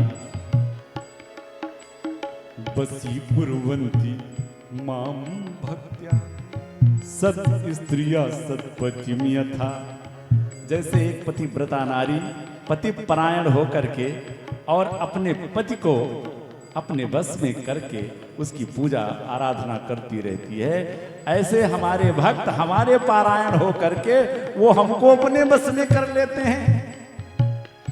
अहम भक्त पराधीन स्वस्वतंत्र दिजा। तो क्या करूं महाराज? जाओ मेरे जिस भक्त का अपराध क्या है उसी के शरण में जाओ। और 1 साल बाद भागते भागते दुर्वासा जी अम्बरीश महाराज के पास आए, चरणों में गिरने जा रहे थे, इतने में महाराज अम्बरीश ने उठा के, अरे महाराज क्या करते हो? कहा महाराज रक्षा करो इस सुदर्शन से। फिर महाराज अम्बरीश ने बड़ी प्रार्थना की सुदर्शन महाराज की, शपथ दिया महाराज मन क्रम वचन से अगर कभी किसी ब्राह्मण के प्रति मन में मेरे विकार भी आया हो तो जो मर्जी, नहीं तो महाराज शांत हो जाओ। फिर महाराज सुदर्शन शांत हुए। आज दुर्वासा जी महाराज ने महाराज अम्बरीश को आशीर्वाद दिया। महाराज अम्बरीश ने हाथ जोड़ा, कहा सरकार चलो कम से कम प्रसाद तो पाओ। दुर्वासा ऋषि ने कहा अभी तुमने प्रसाद पाया नहीं। महाराज अम्बरीश ने कहा सरकार एक ब्राह्मण को निमंत्रित कर लिया था, जब तक उसे प्रसाद न पवा देता तब तक प्रसाद कैसे पाता? 1 साल 1 पांव पर हाथ जोड़े महाराज अम्बरीश खड़े रह गए। ऐसे ऐसे आगे चल करके इसी वंश में महाराज सगर हुए। सगर के महाराज 2 पत्नी थी, एक का नाम था सुमति, एक का नाम था केसनी। केसनी के असमंजस हुआ और सुमति के एक मांस का पिंड प्रकट हुआ। ये सब यज्ञ के प्रसाद से ही हुए थे, पुत्र थे नहीं। एक मांस का पिंड हुआ, सो महारानी को ईर्ष्या हो गई कि हमारी अगली बहन को पुत्र हुआ, हमको ये मांस का पिंड हुआ। सो उन्होंने उस पिंड के मांस के पिंड टुकड़े के 60,000 टुकड़े करके फेंक दिए। बाद में चूंकि वो यज्ञ के प्रसाद से वो 60,000 बेटे बन करके महाराज सगर के घर आ गए। तो भक्त भगवान की जय हो। आगे चल करके महाराज सगर ने अश्वमेध का घोड़ा छोड़ा। सो ये सारे बालक उस घोड़े को ढूंढते ढूंढते जा रहे थे। उधर इंद्र ने उस घोड़े को चुरा करके गंगा सागर में कपिल मुनि के आश्रम में ले जा करके बांध दिया। और ये जब सगर के पुत्र वहां पहुंचे तो महाराज कपिल को ही भला बुरा सुनाने लगे। रे रे बाज हरस चोरा, देखो इस पाखंडी महात्मा को मेरे यज्ञ का घोड़ा चुरा करके आया, कैसे ध्यान में बैठा हुआ। सो महाराज कपिल ने आंख खोला, सो 60,000 पुत्र एक साथ जल करके राख हो गए। आगे चल करके फिर महाराज भगीरथ की तपस्या रंग लाई और गंगा मैया का अवतरण हुआ, जिसके कारण उन सभी का उद्धार हुआ। इसी वंश में आगे महाराज खडवांग हुए, फिर दीर्घबाहु के फिर उधर महाराज रघु अज, और अज के बेटा हुए महाराज दशरथ। और दशरथ के घर हमारे प्रभु अनसन सहित मनुज अवतारा 4 रूपों में श्री राम जी, श्री लखनलाल जी, श्री भरतलाल जी, श्री शत्रुघ्न लाल जी। बोलो चारों भैया मन की जय हो, श्री राम लला सरकार की जय हो। आइए 2 बार प्रभु श्री राम का स्तवन करके और फिर हम सभी चंद्रवंश की प्रार्थना करें, केक की तरफ प्रारंभ करें। श्री राम चंद्र कृपाल भज मन हरन भव भय दारुणम। श्री राम चंद्र कृपाल भज मन हरन भव भय दारुणम। श्री राम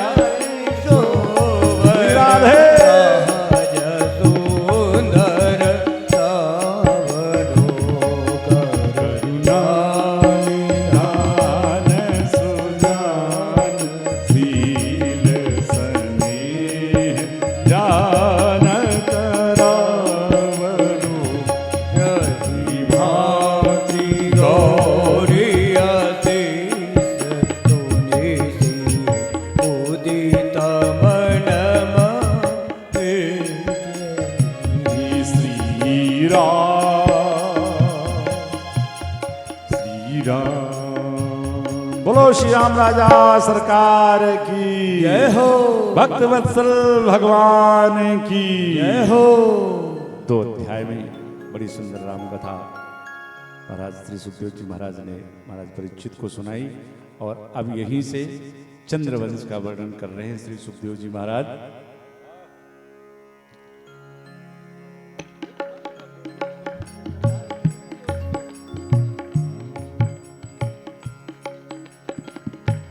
अथा श्रूयताम राजन वंशः सोमसी पावना यस्मिन्नैलादयो भूपा कीर्त्यन्ते पूर्ण कीर्तया। श्री सुखदेव जी कहते हैं परीक्षित, अब तुम्हें मैं परम पुण्य वंश चंद्रवंश का वर्णन सुनाता हूं। फिर चंद्रवंश के वर्णन में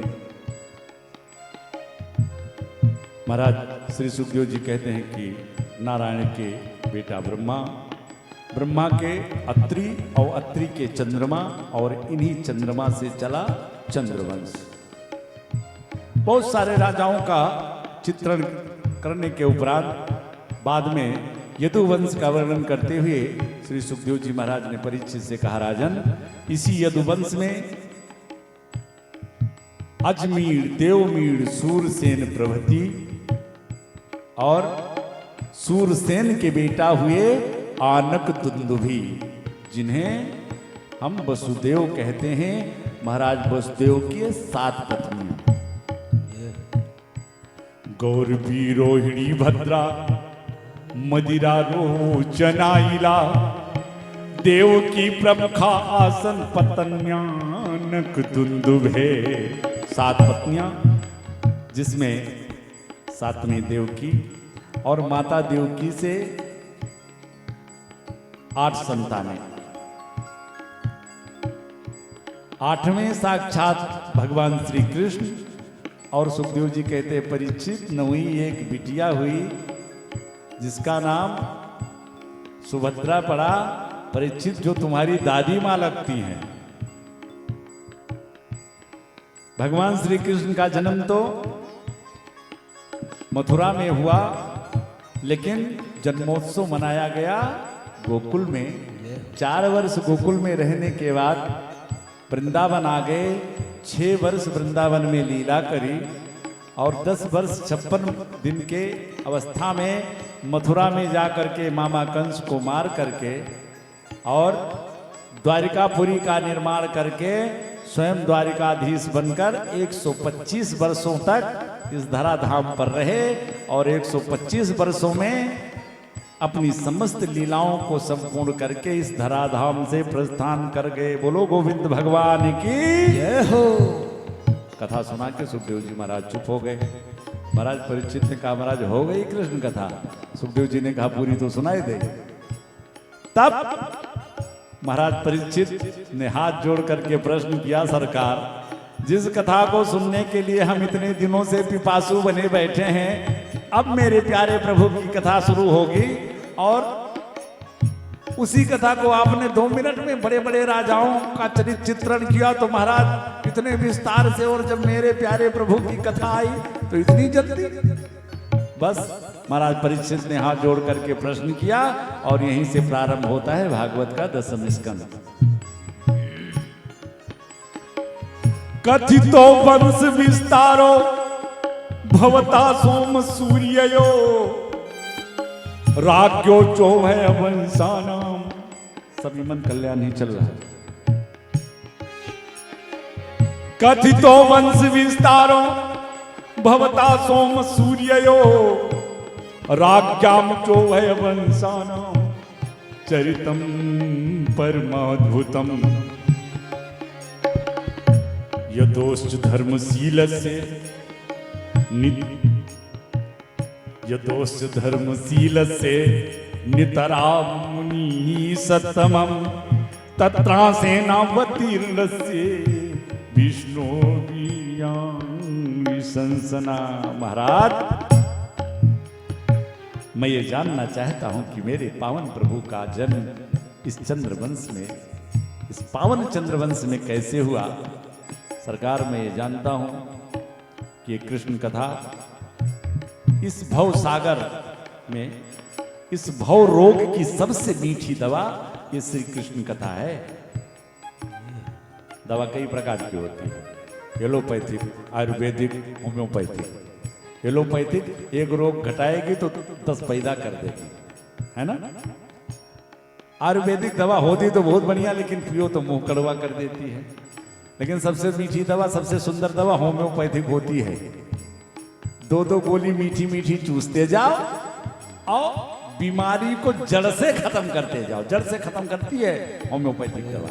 तो ऐसे इस भव रोग की दवाइयां तो बहुत हैं, ज्ञान मार्ग, तमाम प्रकार, तमाम रास्ते हैं, तमाम साधन हैं। लेकिन ये जो कृष्ण कथा रूपी जो ये होम्योपैथिक दवा है, इस भव रोग की सबसे मीठी दवा है। श्री सुखदेव जी कहते, परीक्षित कहते, महाराज मैं ये जानना चाहता हूं कि हमारे दाऊ भैया जो कि माता देवकी के सप्तम पुत्र थे, तो माता रोहिणी के उदर से कैसे प्रकट हुए। अन्य तो बहुत सारे प्रश्न किया, कैसे एक माँ में इतनी ममता होती है और उसी माँ में और मामा में दो माँ शब्द बन करके तब मामा बनता है, फिर ऐसे प्यारे मामा को कन्हैया ने कैसे मार दिया। महाराज धन्य है वो मेरे प्यारे प्रभु, मेरे पूर्व पितामह पांडवों के साथ हर क्षण खड़े रहे। कहाँ इतना विशाल सैन्य कौरव सैन्य सागर, और मेरे पितामहों को कितनी सहजता से उस सैन्य सागर को, कौरव सैन्य सागर को पार करा दिया। परीक्षित ने जब ये कहा कि मेरे पूर्व पितामहों का बड़ा सहयोग किया भगवान ने, तो सुखदेव जी ने कहा परीक्षित ये तो तुम्हारे पितामहों का संबंध हो गया, तुम्हारा क्या संबंध है जिससे तुम कथा सुनना चाह रहे हो, ये बताओ। तब परीक्षित ने हाथ जोड़ करके कहा सरकार, अरे मेरे तो वो जीवन दाता हैं, नहीं तो अश्वत्थामा के द्वारा चलाए हुए उस ब्रह्मास्त्र से मैं तो मात्र गर्भ में ही मृत प्राय हो गया था। अरे सरकार, द्रोण्यस्त्र विपुलुष्टमिदं मदंगम संतान बीजम कुरु पांडवानाम जुगोपकुक्षिम गत आत चक्रौ। और मेरे प्यारे प्रभु, अच्छा देखिए यहां प्रश्न उठता है, यहां लिखा है गत आत चक्रौ। एक जगह श्री सुखदेव जी महाराज कहते हैं भगवान परीक्षित की रक्षा करने के लिए गदा लेकर के गए, यहां लिख रहे हैं गत आध चक्र। तो परीक्षित की रक्षा के लिए मात उदर में चक्र लेकर के गए कि गदा लेकर के गए। तो सुखदेव जी कहते नहीं नहीं, लेकर तो गए थे गदा ही, लेकिन उस गदा को, उस ब्रह्मास्त्र को शांत करने के लिए भगवान ने इतनी तीव्रता से उस गदा को घुमाया कि नन्हे से भोले भाले परीक्षित को लग रहा है कि भगवान के हाथ में चक्र नाच रहा है। जुगोपकुक्षिम गत आत चक्रौ मातुस्मे यह शरणम गताया। अरे मेरे तो वो प्राण आधार है, मेरे तो वो जीवन जाता है। सुखदेव जी मुस्कुराए, परीक्षित ये प्रश्न करके तुमने अपना ही कल्याण नहीं किया, अभी तो मुझे भी धन्य बना दिया। अब जब भगवान के बारे में प्रश्न किया परीक्षित ने, तब श्री सुखदेव जी को लगा अब परीक्षित की बुद्धि और मन दोनों शुद्ध हो चुके हैं, इसलिए समव्यवस्था बुद्धि अस्तन राजर्षि सत्तमम वासुदेव कथायाम ते यज्जाता नैष्ठ कीर्ति। राजन, तुम्हारी नैष्ठ की बुद्धि वासुदेव की कथा में है, इससे मुझे बहुत आनंद है, इसलिए अपने प्यारे प्रभु की कथा तुम्हें मैं विस्तार से सुनाऊंगा। राजन, तुम राजा नहीं हो, तुम राजर्षि नहीं हो, तुम राजर्षि स्तर नहीं हो, बल्कि तुम राजर्षि सप्तम हो। समयक व्यवस्था बुद्धि अस्तव राजर्षि सप्तम। हाय हाय, क्या विशेषण दिया है श्री सुखदेव जी महाराज ने। अब श्री सुखदेव जी कहते हैं परीक्षित, वैसे तो भगवान का अवतार इस धराधाम पर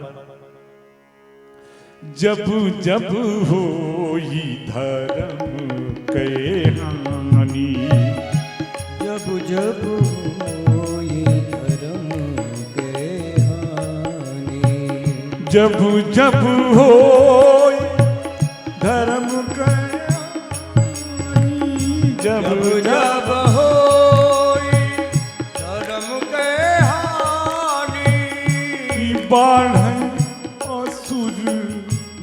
बान्हि असुर अधम अभिमानी, बान्हि असुर अधम अभिमानी, अधम अभिमानी।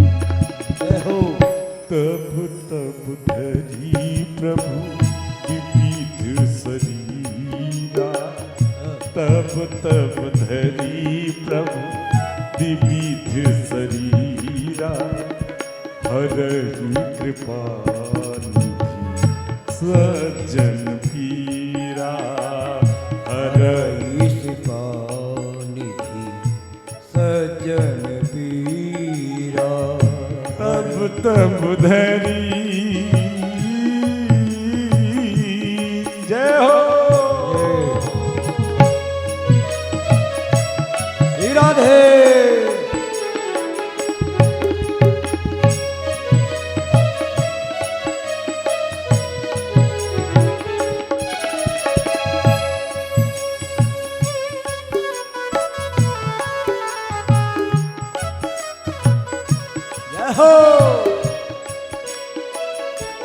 श्री सुखदेव जी कहते हैं परीक्षित, ये धराधाम,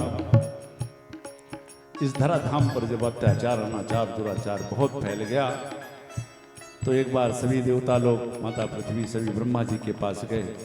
भगवान अभी अत्याचार रहा, सहा नहीं जाता। ब्रह्मा जी ने कहा ठहरो, मैं जरा भगवान का चिंतन करूं फिर बताता हूं तुम्हें। भगवान ब्रह्मा ने भगवान का स्मरण किया तो भगवान का आत्मसात ब्रह्मा जी के हृदय में हो गया। आंख खोला और ब्रह्मा जी ने घोषणा कर दिया, अरे देवताओं सुनो, वसुदेव ग्रहे साक्षात भगवान पुरुषः परा।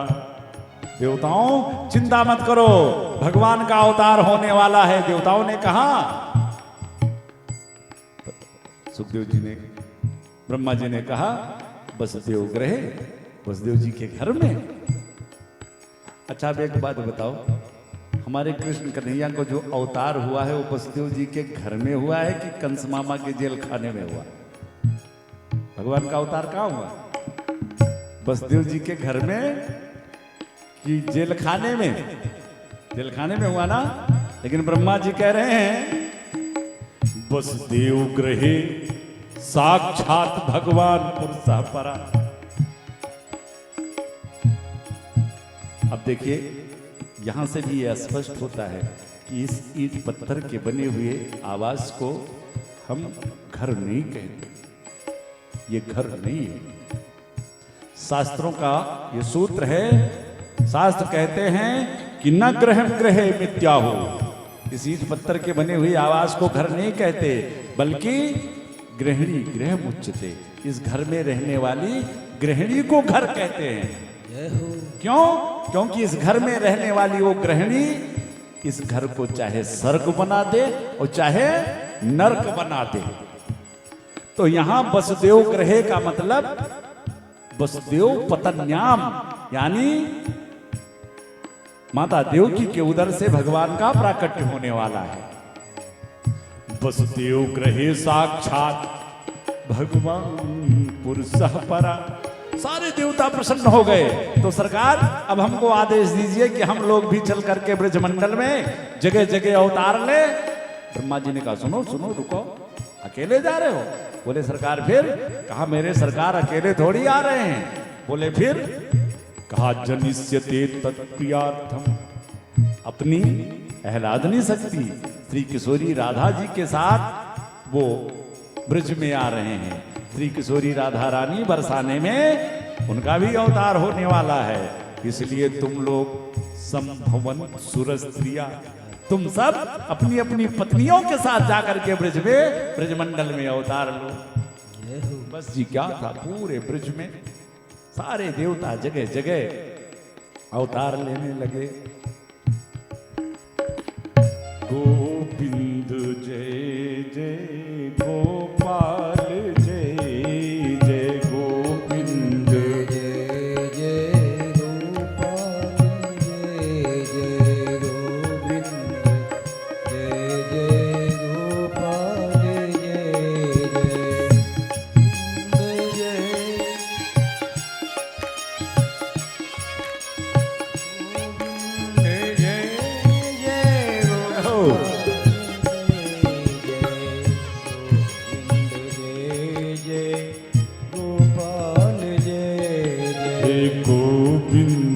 जय जय गोपाल जय जय गोविंद जय जय गोपाल जय श्री राधा रमन हरि गोविंद जय जय राधा रमन हरि गोविंद जय। सारे देवता पूरे ब्रजमंडल में अवतार ले रहे हैं। और इधर मथुरा के राजा कौन है?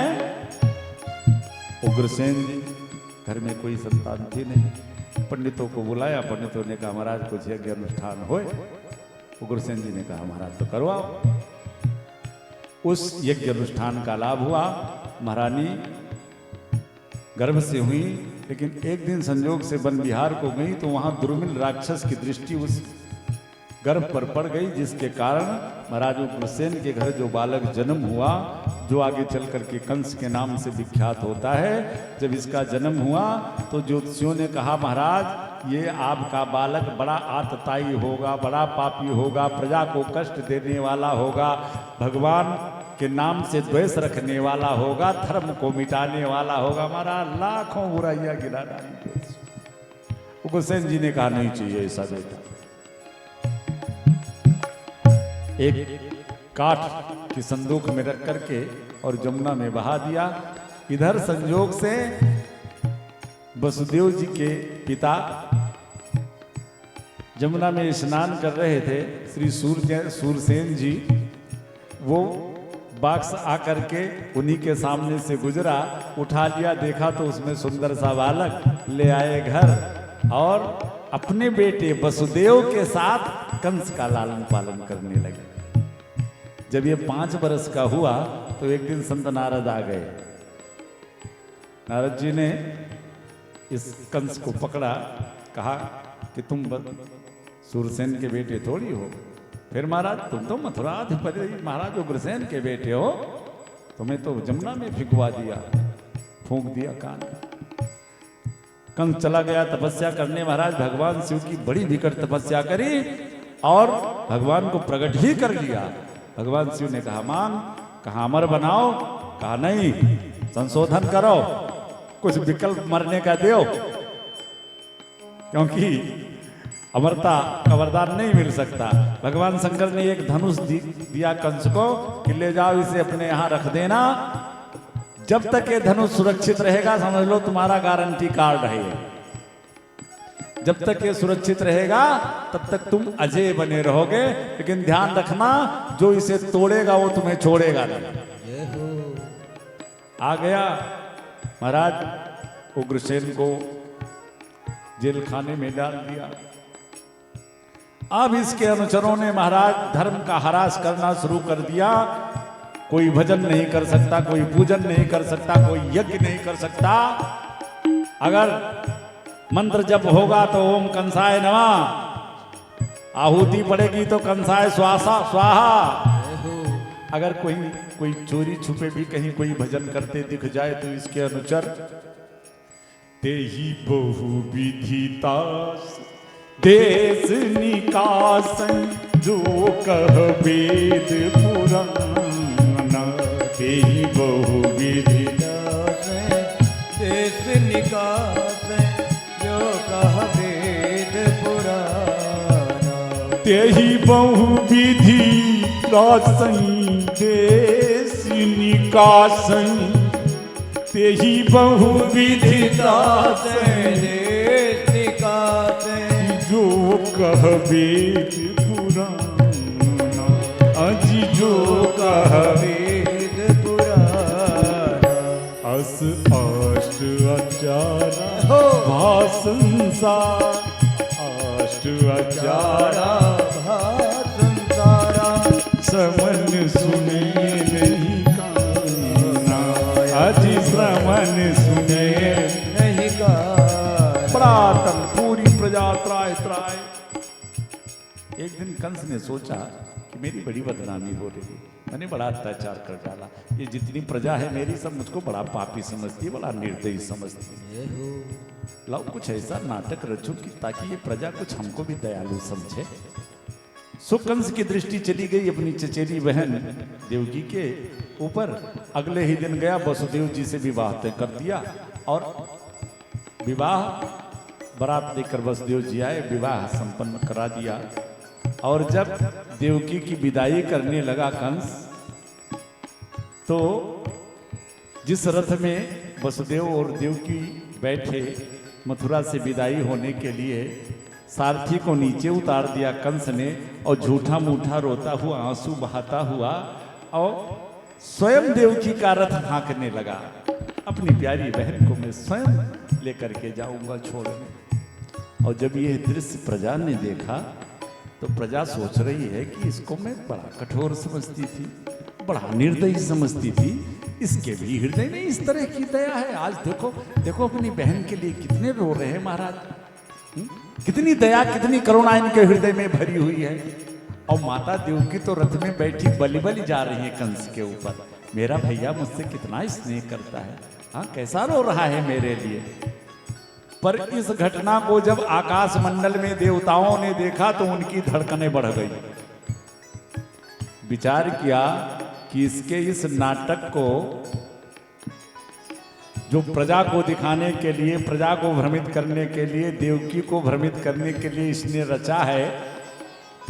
अगर मैया देवकी समझ ना पाई और ये देवकी का कृपा पात्र बना रहा तो हमारे कृष्ण कन्हैया इसको मारेंगे कैसे।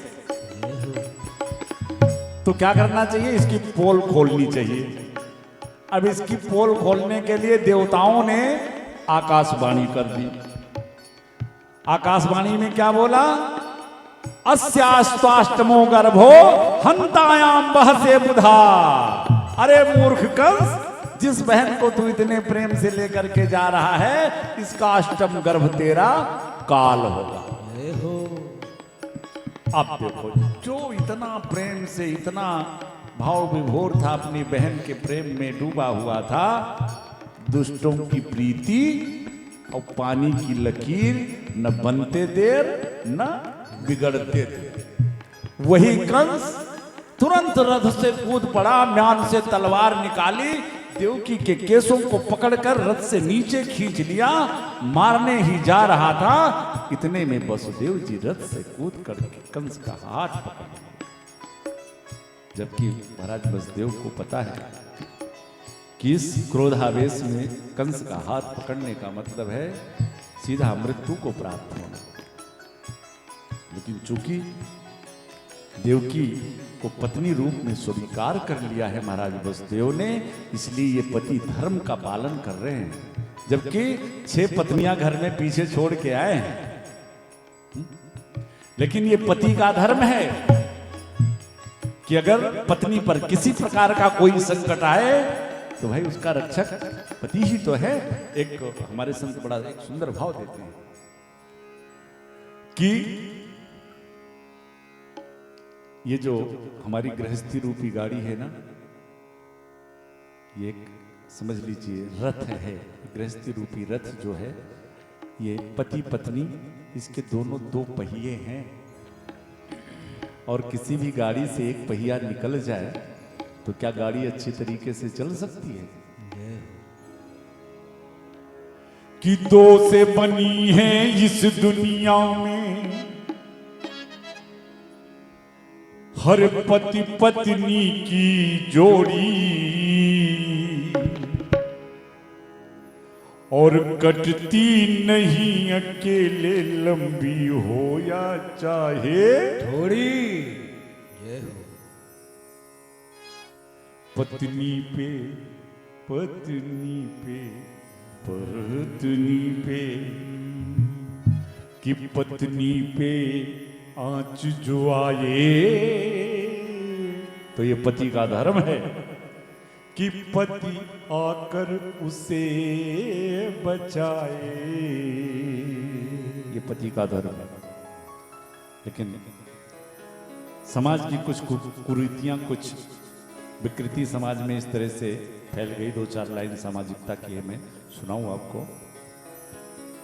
दूसरे की बेटियों को लाते हैं और धन के लोभ में, जिस पति का यह धर्म है कि पत्नी पे आंच जो आए तो पति आकर उसे बचाए, आज वही पति लोग थोड़े से दहेज के लोभ में, थोड़े से धन के लोभ में, और अपनी ही पत्नी को जला देते हैं। जय हो। ये समाज की कितनी बड़ी विकृति है और कितना बड़ा धर्म टूट रहा है कि पत्नी पे आंच जो आए तो पति आकर उसे बचाए, लेकिन जब पति ही उसे जलाए उसे कौन बचाए। जब पति ही उसे जलाए उसे कौन बचाए। जब पति ही उसे जलाए उसे कौन बचाए। जब पति ही उसे जलाए तो उसे कौन बचाए। और इस दहेज रूपी दानों से भी बड़ी विकृति एक समाज में है। कदाचित बहुत ध्यान से सुनिएगा दादाजी। हाँ हाँ, कहाँ चले गए? यही रहो। इससे भी बड़ी एक विकृति समाज की। जरा सा भ्रूण हत्या पर विचार करें आप सभी। यहां तो दूसरे के बेटियों को ला करके और उनकी हत्याएं होती थीं, लेकिन आज ऐसा भी देखने को मिलता है। इस दो रंगी दुनिया में देखा जो अजब नजारा। अब अल्ट्रासाउंड के द्वारा अब होता है वारा।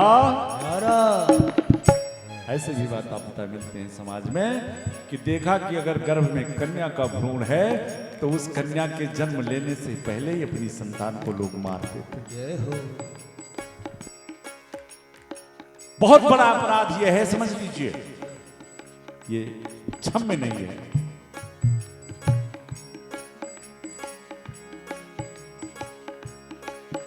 चाहो तो प्यार देना, जय हो। चाहो दुलार देना,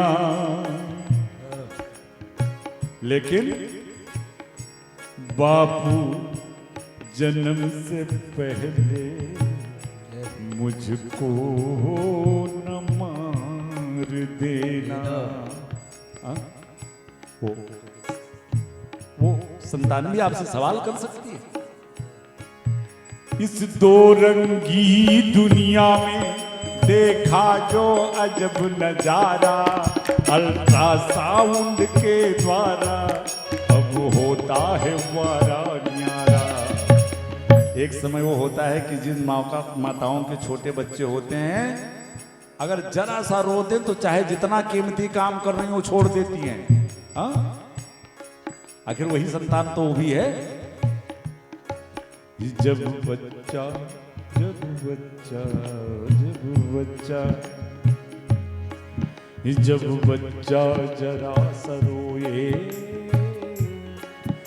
माँ आकर गले लगाए। और जब माँ ही गला दबाए उसे कौन बचाए। जब माँ ही गला दबाए उसे कौन बचाए। जब माँ ही गला दबाए उसे कौन बचाए। अच्छा देखिए, एक बड़ी सुंदर शिक्षा है समाज में इस अंतिम पंक्ति के। जब ये प्रसंग आता है तो रहा नहीं जाता। ये आखिरी पंक्ति जो इसकी है बड़ी प्यारी और बड़ी ही शिक्षाप्रद। इस दुनिया में आने के बाद में दो प्रकार के लोग दिखते हैं।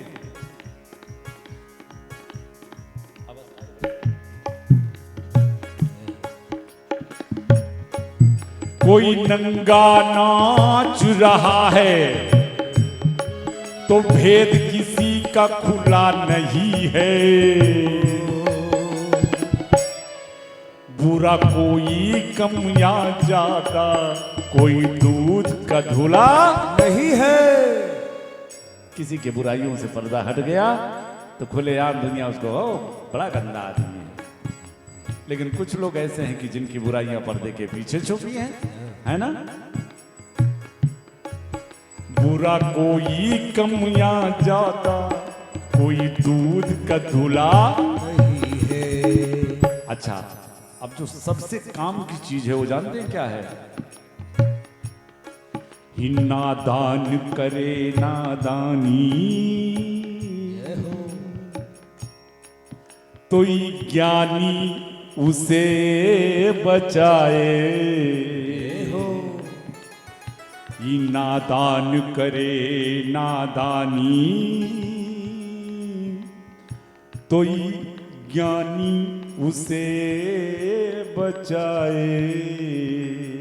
लेकिन विचार कीजिए, जैसा कि आजकल समाज में देखने को मिल रहा है कि ज्ञानी ही गोता खाए, उसे कौन बचाए? ज्ञानी ही गोता खाए, उसे कौन बचाए। श्री वसुदेव जी अपने पति धर्म का पालन कर रहे हैं। भले प्राण चले जाएं, लेकिन मेरा धर्म है, मेरे सामने पत्नी कष्ट में हो। कंस के हाथों को पकड़ लिया। अरे महाराज, श्लाघनीय गुणासुरेर भवान भोज यशस करा। अरे तुम जैसे सूरवीर, महाराज भोजवंशीय राजा, तुम्हारे जैसा प्रतापी बल पौरुष में वीर राजा, और महाराज एक नारी